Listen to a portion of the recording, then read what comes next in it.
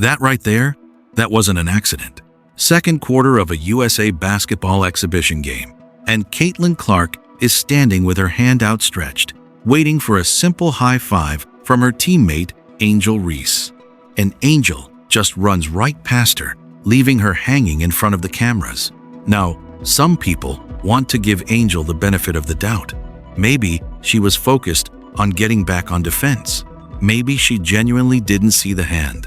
But when you start looking at everything that happened in that Puerto Rico game, the ignored coaching instructions, the wasted transition opportunities, the confusion on the floor that moment becomes a lot harder to dismiss as a coincidence. It stops being about a missed high five and starts looking like a symptom of something much deeper. Because what we saw in that game wasn't just bad basketball. It was two generational talents who seem incapable of sharing the same court, a coaching staff that hasn't established clear roles, and a team dynamic that could quietly sabotage USA basketball's gold medal ambitions before the real competition even begins. Let's go back to the first possession, where both of them were on the floor together.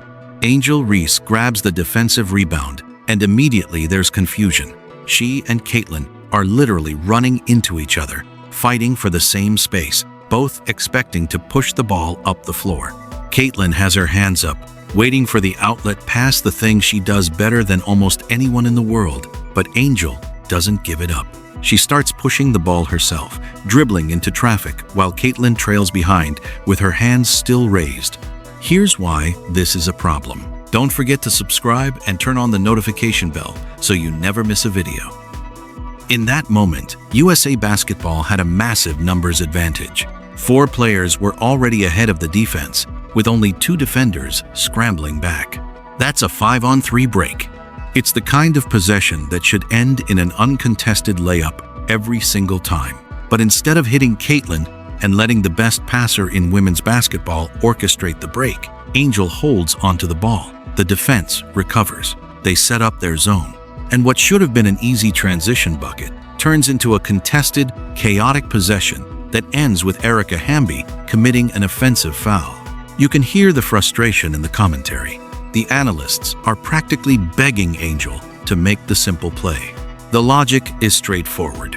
When you have the best point guard in the league standing right next to you, you give her the ball and you run the floor. You don't slow down to let the defense get set. You don't try to be the hero. You maximize your personnel. But Angel kept pushing, possession after possession. And each time, the result was the same. A broken play, a reset against a set defense, and a missed opportunity to build momentum. This wasn't just a player being aggressive. This was a player actively undermining her own team's efficiency. And the fact that it happened repeatedly tells you it wasn't an accident. It was a choice. Now, watch this sequence carefully, because this is where the pattern shifts from frustrating to genuinely concerning. Angel gets another rebound. Once again, she's pushing the ball up the floor herself. Caitlyn is trailing, hands up, ready to receive the pass. And here's the detail that changes everything. On the sideline, Coach Lawson is literally pointing at Caitlyn Clark. She's standing there, arm extended, finger aimed directly at her point guard, signaling clear as day to get her the ball. This isn't subtle. This isn't a suggestion. This is a coaching instruction being broadcast in real time. Angel doesn't look. She doesn't even glance toward the sideline. She keeps pushing, dribbling past Caitlyn, and then dumps the ball off to Jackie Young instead. Now, Jackie is a fantastic player. She was the #1 pick for a reason. But that's not the play design. When your coach is pointing at a specific player and you ignore that instruction, we're not talking about basketball IQ anymore. We're talking about something else entirely. We're talking about a player deciding that her own instincts matter more than what the coaching staff is telling her to do. Think about what that moment communicates. To Caitlyn, it says she doesn't matter. To the coaching staff, it says their authority isn't being respected. To the rest of the team, it says the hierarchy is unclear.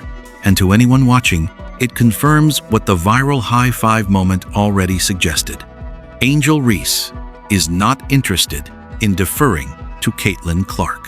Whether that's personal or just competitive stubbornness almost doesn't matter.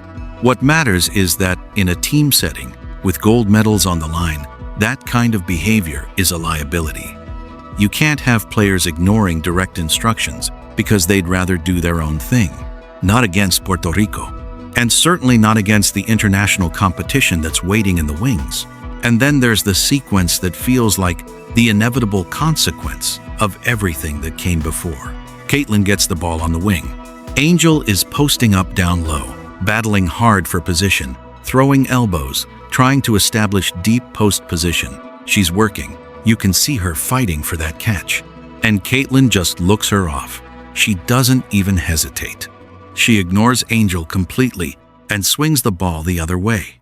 Now, here's where the analysis gets interesting, because the basketball explanation actually makes sense.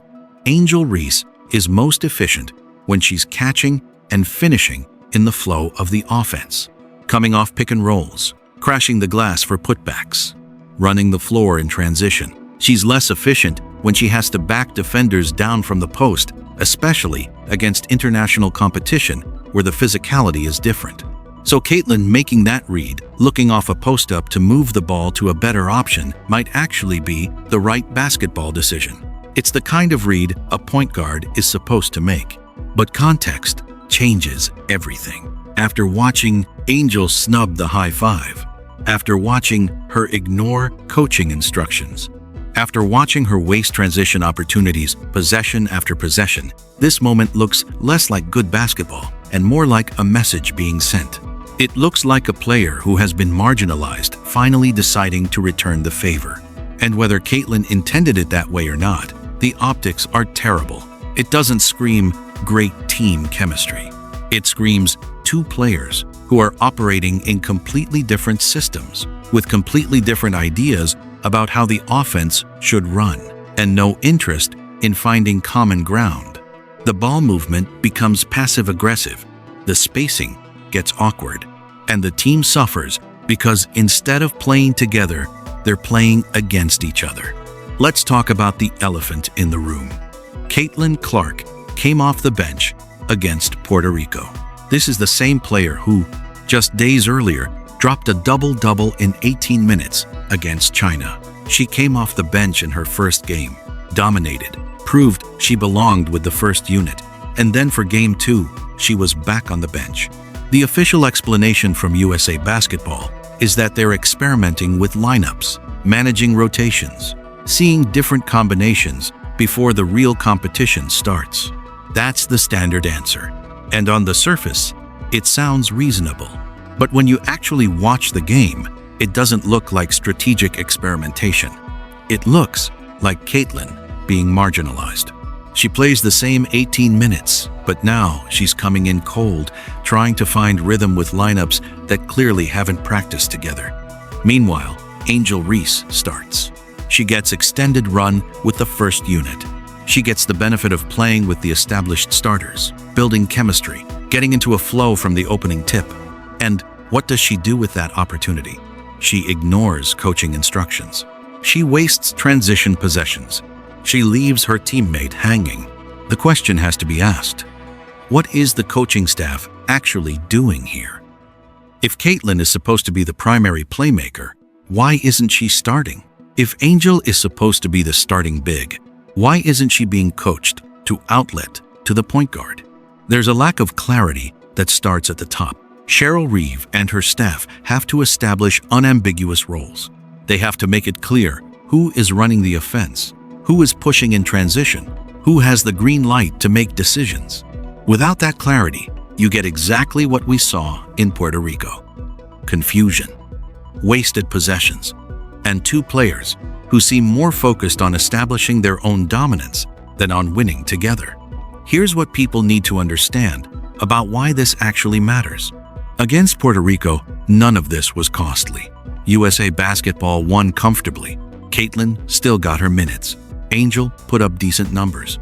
On paper, it looks like a successful exhibition game. But the margins at the international level are much thinner than people realize. Against teams like Australia, Canada, or France, teams loaded with WNBA talent and years of international experience, those inefficiencies become fatal. You can't afford to have possessions break down because your big is trying to push the ball instead of your point guard. You can't afford to waste 5-on-3 advantages because a player is ignoring coaching instructions. You can't afford to have your best playmaker standing around watching instead of touching the ball every possession. Those little moments, the ones that didn't matter against Puerto Rico, are the exact moments that decide medal games. International competition punishes selfishness. It punishes confusion. It punishes teams that haven't figured out their identity. And right now, USA Basketball hasn't figured out theirs. They have two generational talents who play in ways that could complement each other beautifully if the roles were clearly defined. Caitlyn thrives as the primary initiator, reading defenses, finding passing lanes that don't seem to exist. Angel thrives as a finisher, crashing the glass, running the floor, converting opportunities created by elite playmaking. In theory, they should be unstoppable together. But theory doesn't matter when the players on the court aren't on the same page. And based on what we saw in Puerto Rico, they are not on the same page. The coaching staff has a choice to make. They can keep experimenting, keep hoping this pairing figures itself out, keep letting players ignore instructions, or they can establish a clear hierarchy. They can decide who starts, who runs the offense, and who has the ball in critical moments. Because right now, what we're seeing isn't optimized. And at the international level, optimization is the difference between standing on top of the podium and watching someone else cut down the nets. So, where does this leave us? With 2 exhibition games in the books, a USA basketball team that's winning but not looking dominant, and a dynamic between 2 of their most talented players that's generating more questions than answers. Caitlyn Clark is heading back to Indiana to prepare for the playoffs. Angel Reese is heading back to Chicago. And when they meet up again for the next camp, we'll find out if anything has changed. My prediction? This gets worse before it gets better. Neither of these players built their careers by deferring to others. They're both used to being the focal point, the star, the one the offense runs through. Unless USA Basketball makes a decisive choice about who runs the show, we're going to keep seeing those awkward possessions, those ignored coaching instructions, those moments where nobody seems sure who's supposed to be doing what. The talent is there. The potential is undeniable. But potential doesn't win gold medals. Execution does. And right now, this team isn't executing. The question is whether they figure it out before it costs them something they can't get back. Stay locked in with my channel, Simply Explained, your home for the truth behind the WNBA headlines.